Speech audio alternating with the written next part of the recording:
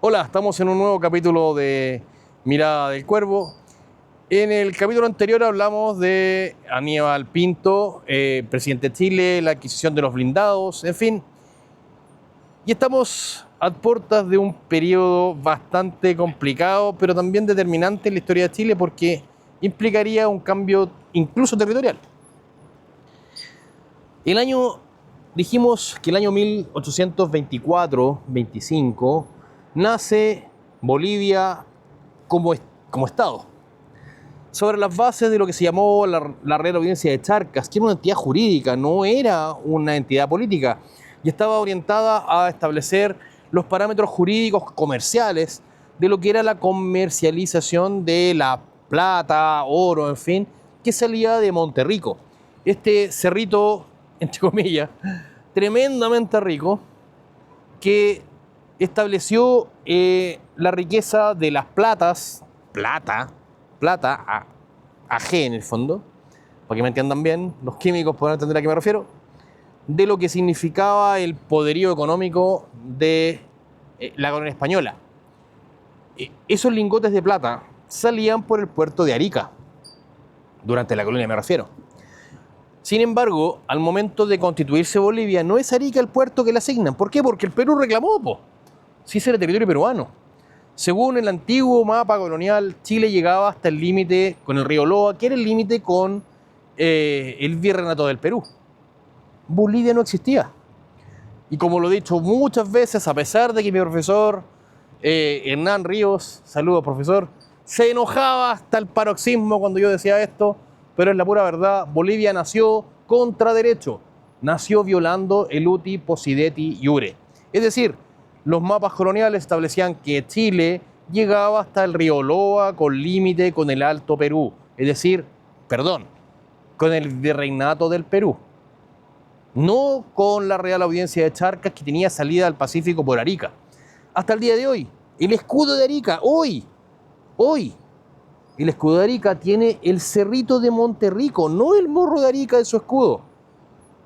Lo que determina que el puerto natural de Bolivia debió haber sido Arica y en ningún caso Antofagasta. Cuando Bolivia sale al Pacífico, Chile no dijo nada hasta que se constituye establemente como república después de este periodo de anarquía que hemos hablado, y durante algunos gobiernos comenzaron a haber tira y afloja con Bolivia respecto del tema del límite de norte. En el año 64, Chile establece un acuerdo con Bolivia en el cual Chile le reconoce precariamente y condicionalmente soberanía sobre ese territorio entre el paralelo 24 y el paralelo 23, bajo la condición de que toda la extracción mineral que salga de ahí, incluyendo el salitre, se mantendría en una determinada cantidad de impuesto, en un porcentaje específico, lo que más adelante sería desconocido por el presidente Daza de Bolivia, llegando a 10 centavos de dólar, 10 peniques, el impuesto sobre el quintal de salitre que ocasionaría lo que sería la Guerra del Pacífico. Pero el problema no es solamente de carácter tributario como simplistamente lo plantea Bolivia, es un tema territorial. El año 1868, José Santos Osa, un explorador, digamos que un pirquinero, comienza a trabajar en la zona llamada La Chimba, un lugar que fue, entre comillas, fundado por un señor llamado Juan López, un pirquinero de la zona, que creó una especie como de caserío de bastante mala reputación, seamos realistas, donde los mineros, donde los pirquineros llegaban a gastar sus ganancias o al mismo tiempo invertir aquello que habían obtenido en las minas. Pequeños piques mineros, en fin. Ahí había una casa de cambio, había unas balanzas, ellos llegaban con su mineral, por ejemplo oro, cobre, en fin, y les pagaban plata. ¿Y dónde van los mineros después de tanto tiempo en el desierto? Claro que sí, ¿a dónde están pensando ustedes? Van con las cariñosas a pasarlo bien. ¿Para qué andamos con cuentos? Tragos, cantina, mujeres de dudosa reputación moral, pero de gran reputación en aquello. hizo que la chimba fuera muy popular entre los mineros.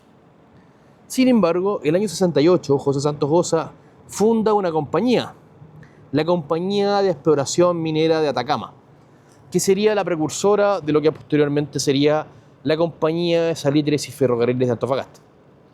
Y comienza a nacer entonces con él la figura de esta ciudad más sólida en torno a este caserío llamado La Chimba. Si bien es cierto, José Santos Osa es el fundador de la ciudad, en términos formales, reales y legales, el Estado boliviano es quien realmente funda la ciudad sobre estas bases de esta empresa chilena, con capitales chilenos, con el 80% de la población chilena, sin embargo, bajo jurisdicción condicional y precaria de Bolivia. Y digo condicional con mayúsculas. ¿Por qué? Porque la soberanía boliviana estaba condicionada a mantener los impuestos de la producción minera chilena en cierto nivel, sin alza alguna. Por consiguiente, en términos estrictamente jurídicos, el dominio boliviano fue siempre precario.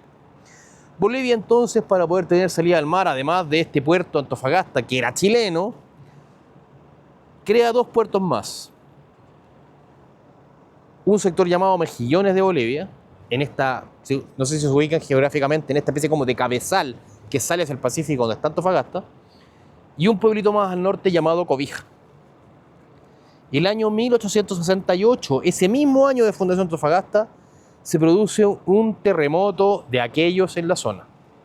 Y ese terremoto generó un tsunami violento. Se calcula que el terremoto debe haber sido alcanzado la magnitud de 1,8 grados y algo más. Generó destrozos importantes, pero no tan determinantes como los que vendrían más adelante. Aquello ocasionó una crisis sanitaria importante en el pueblo de Cobija, que era un puertito, una especie de caleta, donde mucha gente comenzó a retirarse hacia una ciudad más sólida, lo que permitió que Antofagasta creciera también en infraestructura urbana. Pero Antofagasta seguía siendo 80% chilena en su población, en su inversión de capitales, a pesar de que la soberanía política y jurisdiccional era boliviana. Insisto, condicionada precariamente, a título precario y condicional, por Chile. En el año 1874, frente a las costas de Hilo, se produjo un terremoto que los geólogos actuales calculan en 1,8 grados o tal vez 9, por la envergadura que este terremoto significó. Arrasó con Arica, arrasó con Tacna, arrasó con Hilo y generó una ola de maremoto realmente impresionante. Y el año 76, no 74, 76, me equivoqué de año, tal vez si dije 74, el año 76 se produjo entonces este tremendo maremoto que arrasa con instalaciones portuarias, termina por destruir Cobija prácticamente, que además había tenido ya una serie de problemas sanitarios, una tremenda, ¿cómo se llama esto?, epidemia de viruela, que terminó por arrasar prácticamente con la población, que terminó trasladándose a Antofagasta. Me quiero detener y hacer un pequeño paréntesis. En Arica, que fue el puerto más golpeado por el maremoto, los daños fueron catastróficos, realmente espectacularmente catastróficos. En el puerto, los buques surtos en la bahía fueron arrasados por la ola, que tuvo un alcance de más allá de 30 metros. Uno de los buques, el buque América, que era el gemelo de una corbeta de la Marina peruana, el VAP América, y me refiero al VAP Unión, que tendría destacada participación en la Guerra del Pacífico. Este buque Unión tuvo un gemelo, como digo, el América, que en este maremoto fue no solo golpeado por el mar, fue revolcado por el mar. Imagínense un buque con tremendos palos, con tremendas velas, fue arrasado, hecho rodillo. No quedó nadie a bordo, evidentemente, y terminó embutida en la desembocadura del río San José. El tren, la línea del tren fue dañadísima. Hubo un buque que sobrevivió, el USS Watery. Era un buque de fabricación norteamericana, con fondo plano y con ruedas, así como los buques que nosotros vemos de vez en cuando en las películas del oeste, cuando sale la película Maverick, ese buque que sale en el Mississippi con estas ruedas, bueno, una cosa así, pero de fondo más plano y con niveles más bajos. No tenía 3 pisos como ese tremendo buque típico del Mississippi. Pero sí era de ruedas, esas paletas a los lados. Y ese fondo plano hizo que el buque se salvara, porque la ola lo levanta, lo arrastra y lo deja en la playa. Este buque dejaría de existir con los siglos, con los pasos de los años.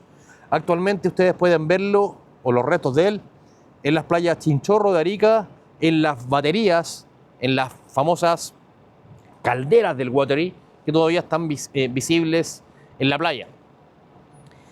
El daño fue masivo, el agua causó un daño espectacular. La iglesia de la ciudad también fue arrasada y el 80% de la ciudad fue destruida y su población arrasada. Me refiero a Arica. Antofagasta, Mejillones, hasta Tocopilla incluso fueron golpeados violentamente por las olas de este violento sismo del año 74. En Bolivia poco importaba porque las distancias eran siderales. La infraestructura técnica de Bolivia también era limitada, incluso las comunicaciones eran limitadas. No había línea telegráfica directa. Recordemos que en aquella época no había teléfono, no había muchas comunicaciones, no existía la tele tampoco, por qué hablar. Era el telégrafo, y el telégrafo era desde Antofagasta a Iquique, de Iquique a Arica y de Arica hacia arriba, hasta Cochabamba, La Paz. Es decir, era complejo. Después de este maremoto, los puestos telegráficos también fueron arrasados y tomó muchos años restablecer toda la línea telegráfica y ferroviaria de la zona. El presidente Prado, en ese momento del Perú, mandó a Arica un montón de, va a ser medio tétrico lo que voy a decir, pero un montón de ¿cómo se llama esto? De féretros para la sepultación de los muertos para evitar una crisis sanitaria que efectivamente ocurrió. Féretros tan numerosos que en realidad sobraron muchísimos porque la mayoría de los cadáveres y los muertos en realidad eran desaparecidos. El mar fue tan violento que se llevó casi todo. Cuando años después, 6 años después, tropas chilenas ingresan a Arica, se encuentran con la sorpresa de que grandes zonas de la ciudad estaban no solo sepultadas por arena, sino que prácticamente estaban sepultadas por toneladas y toneladas de sedimento que el río había traído después de las grandes bajadas del río San José, porque las defensas del río habían sido arrasadas por el maremoto y habían sido destruidas incluso por los barcos que habían chocado contra las defensas fluviales. Cerrado el paréntesis de ese fenómeno natural, que es determinante para establecer qué pasaba en Bolivia, en Antofagasta, que va a ser el eje del conflicto que vamos a relatar a continuación. El año 78 más bien, Hilarión Daza, presidente de Bolivia, rompe el pacto del año 64 subiendo los impuestos al quintal de salitre. La empresa de ferrocarriles y salitre de Antofagasta se niega al pago, aduciendo y escudándose en el tratado internacional que había implantado Chile. Su gerente general, don Jorge Hicks, entonces es sometido a arresto domiciliario. Los bienes de la empresa son embargados y se amenaza en remate de los bienes para el pago de las deudas que se acumulaban desde hacía varios años, puesto que esto generó un conflicto internacional de larguísima data entre Bolivia y Chile. Aquello evidentemente implicaba una violación a los tratados internacionales, aquello fue discutido abiertamente en el Congreso Nacional y el tono y el nivel de efervescencia comenzó a subir. Los abusos de la autoridad boliviana en contra de la ciudadanía chilena para expulsarlos de la zona fueron increciendo. El descontento y las noticias que llegaban a Chile de los maltratos a los mineros chilenos, no solamente en Bolivia, también en Perú, comenzaron a subir la temperatura en Chile y el asunto comenzó a oler muy mal. Los tribunales civiles bolivianos determinan que el 14 de febrero de 1879 se sometería a remate los bienes de la empresa en cuestión, me refiero a la empresa de salitre y ferrocarriles de Antofagasta.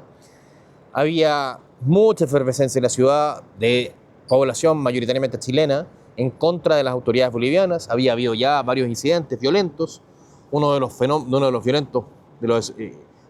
violentos fue, por ejemplo, el protagonizado por Santiago Pizarro, quien era el marido de una de las grandes heroínas de la Guerra del Pacífico, Irene Morales, quien mató a puñaladas a su jefe boliviano por disputas de dinero, precisamente por la discriminación que sufrían los chilenos en la zona, y que acarrearía también una enorme efervescencia social, porque él era muy querido, y ella también. Sin embargo, en diciembre del año 78 aparece en las costas de Antofagasta el blindado Blanco Encalada. Y el blindado Blanco Encalada hace una aparición, un paseo y se retira, para volver definitivamente en enero, después de Año Nuevo, e instalarse definitivamente en la bahía de Antofagasta, saludando a la población chilena, que lo celebraba con banderas, con 2 salvas de artillería. Aquello no presagiaba nada bueno para la autoridad boliviana, que veía esto como una amenaza. Los telégrafos partían como locos desde Antofagasta, Tocopilla, Iquique, a Arica, ya hablamos de Perú, y de Arica hacia Bolivia, avisando de la llegada de del blindado chileno. Sin embargo, nada ocurrió. Las tratativas diplomáticas continuaron, pero el conflicto no cedía. Hilarión Daza, el presidente de Bolivia, no quiso ceder ni dar su brazo a torcer, estableciendo que los territorios eran bolivianos y que la soberanía boliviana se respetaba y que por tanto los impuestos los fijaban ellos y no Chile, evidentemente estándose al bolsillo los tratados anteriores. En Chile, los muchachos de los distintos institutos, colegios, en fin, y la ciudadanía en general protestaban en contra de Bolivia e instaban al presidente Pinto, muy pacifista por cierto, a declarar la guerra. Sin embargo, Pinto seguía con tratativas diplomáticas. Pero el año 79, ya en febrero, el 14 de febrero del 79, se da la orden de desembarcar tropas ante la llegada, y me estoy adelantando, de el blindado Cochrane y la fragata Chacabuco, que llegan con tropas bajo el mando del teniente coronel Emilio Sotomayor, con órdenes estrictas de tomar y declarar Antofagasta como propia. Para efectos de Chile se trataba de un acto de reivindicación ante el desconocimiento de Bolivia de los tratados anteriores y el incumplimiento condicional de la soberanía que estos ejercían sobre esos territorios. Para Chile siempre fue una reivindicación territorial de dominio, para Bolivia una invasión. El desembarco de las tropas chilenas fue recibido con algarabía. Los bolivianos tuvieron que retirarse humillados porque no fueron capaces de enfrentar a este desembarco militar, evidentemente superior militarmente en número, y por tanto se retiraron, dándose oficialmente inicio a un conflicto que arrastraría a Chile y Bolivia y luego a Perú, y que nosotros conoceremos como la Guerra del Pacífico. Guerra que iniciaría con una campaña naval, la que relataremos y conversaremos en un próximo capítulo. Esta es La Mirada del Cuervo. Nos vemos en una próxima edición. Chau.